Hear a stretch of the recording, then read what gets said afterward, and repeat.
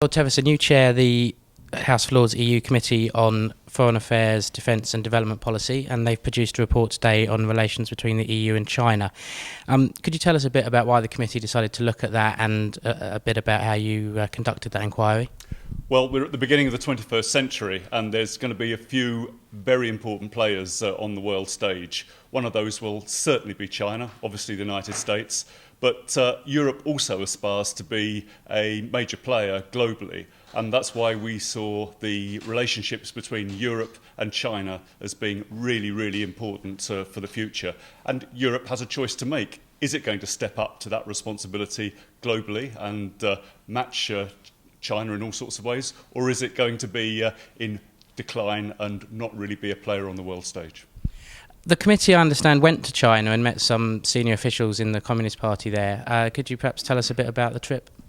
Yes, we met both ministers of the government and of the Communist Party. It works in a very different way to the United Kingdom. It was quite a challenge for us to really work that out. But I think one of the things that really came over to us was, firstly, that there is only one political party in China, and there's only one view on many things.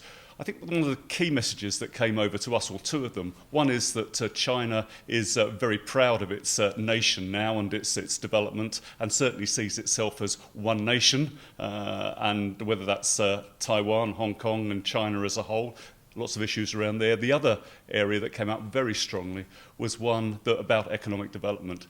Clearly, the Communist Party's legitimacy is there because they believe they can deliver economic growth and move that growth in economics and wealth out of the cities and the industrial areas more and more into the rural hinterland.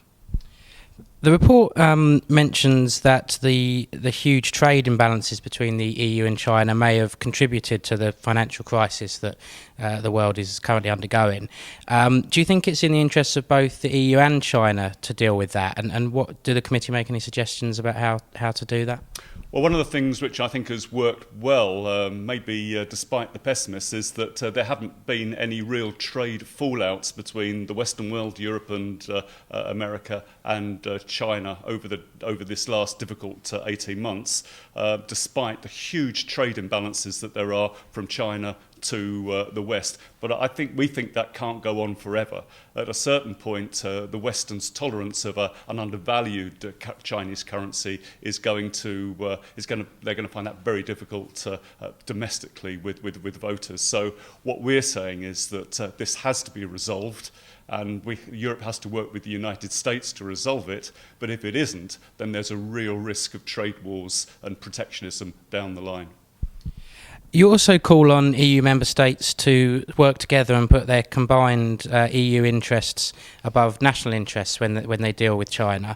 Do you think that's realistic, and is there any specific suggestions on that the committee make? Well, we didn't quite have our tongue in our cheek when we said that, but certainly there's a big history of the big European nations, France, Germany, United Kingdom in particular, not always putting the same line to China and maybe trying to gain advantage when one's out of favour or another is in favour.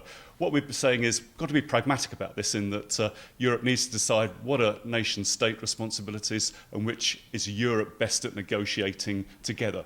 For instance, the environment and trade are the obvious ones. But when they decide to do that, we need to have one message, no divisions, and at that point maybe Europe can at last punch its weight with China and we can have a more equal relationship.